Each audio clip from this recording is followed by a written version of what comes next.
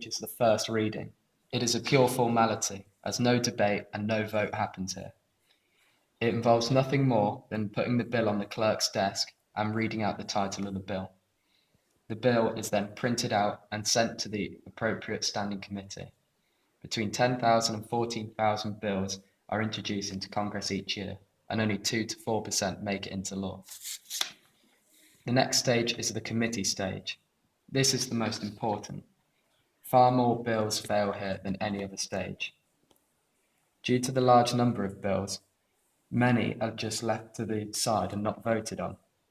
So a bill needs significant support from Congress, the White House, or interest groups to be heard. Those in the committee stage are policy specialists and have full power of amending the bill. The next stage is timetabling. After a few months of Congress, a large number of bills will come to the floor of both chambers. As there only is one floor in the chamber, legislative traffic jam occurs. The Senate deals with it through unanimous consent agreements. These are agreements between Senate majority and minority leaders, and they make an order in which the bills will be debated. In the House of Representatives, a House Rules Committee is used. And this committee makes an order in which the bills will be debated. The next stage is the second reading.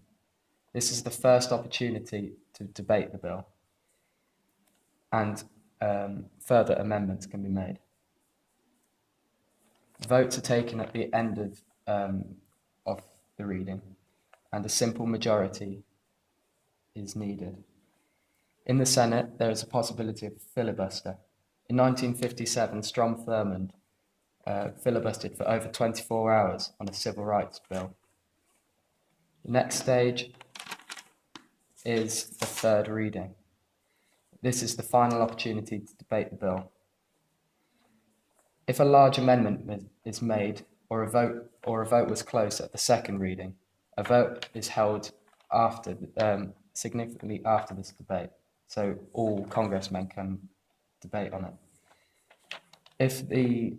If few amendments were made or there was a clear vote at the second reading, the third reading is very brief and the vote is held immediately after the second. The next stage is the conference committee. If a bill is passed in different forms by the two chambers, the conference committee was set up to reconcile the differences. Nowadays, conference committees are often avoided. Instead, differences in the bills are resolved by majority party leaderships in both houses. This results in ping-ponging between the two houses, as it is in the UK. Therefore, majority party leadership makes all the bills identical. An example of this was the Obama healthcare reforms, where the majority party leadership made them identical and not the conference committee. The last stage is presidential action.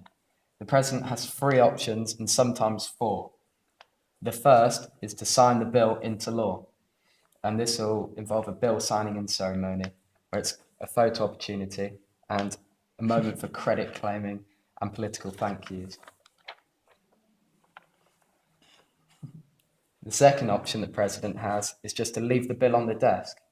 When the president doesn't really have a view on the bill, or when he knows his veto will be overridden, he will just leave it, and the bill will become law within 10 congressional working days. The third option the president has is the power of veto, and this is used if he strongly opposes the bill. The threat of veto can shape bills made in Congress to favour the views of the president. The president must veto within 10 congressional days, and he does this by sending the bill back to the House of Origin, explaining his objections. He must veto the whole bill and not just parts of it. Congress can give in to the president's demand and change the bill, or Congress can attempt to override the veto, requiring 2/3 majority in both houses. This is rarely achieved. The most likely option is that Congress does nothing and accepts the president has won. In 224 years between 1789 and the end of Obama's first term in January 2013, the president used regular veto 1,497 times, and only 110 were overridden.